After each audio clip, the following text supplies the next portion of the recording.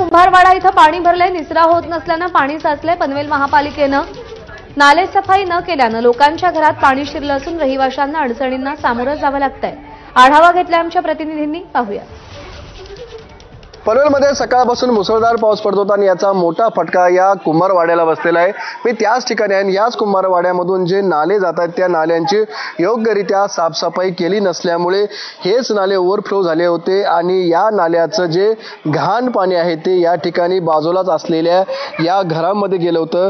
त्यामुळे पाणी घरामध्ये घुसल्यामुळे या ठिकाणच्या लोकांचं नुकसान झालेलं आहे। त्याचबरोबर या घाण पाण्यामुळे आहे ते घरामध्ये दुर्गंधी सुद्धा पसरलेली आहे। त्यामुळे पनवेल महानगरपालिकेच्या माध्यमातून योग्यरित्या नाले सफाई होत नसल्याचा आरोप रहिवाशांनी केलेला। घरात सकाळी 6 वाजल्यापासून पाणी भरायला सुरुवात झाली आणि सगळ्या नाल्याचं जे काही घाण पाणी आहे ते आमच्या घरात शिरलेलं आहे। त्यामुळे आणि आम्हाला एवढा वेळ सुद्धा मिळाला नाही आवरावर करायला। आमचं टीव्ही, फ्रीज म्हणजे आमचे फ्रीज वगैरे जे वॉशिंग मशीन आहे सगळं भिजलं, कपडे भिजले आमचे। इथे फक्त सगळ्यांचीच अशी अवस्था आहे। नगरपालिकावाले काम करायला येतात पण ते काय करतात, जे त्यांच्याकडे हे असतं हत्यारा ना तेवढ्या पुरतं वरच्या वर घाण काढून येतात, बाकीची काय ते घाण काढत नाही। तर त्याची आम्हाला निदान जिथे आम्ही राहतो जेवढ्या एरियामध्ये तर आम्हाला कमीत कमी झाकणं तरी टाकून द्यावी।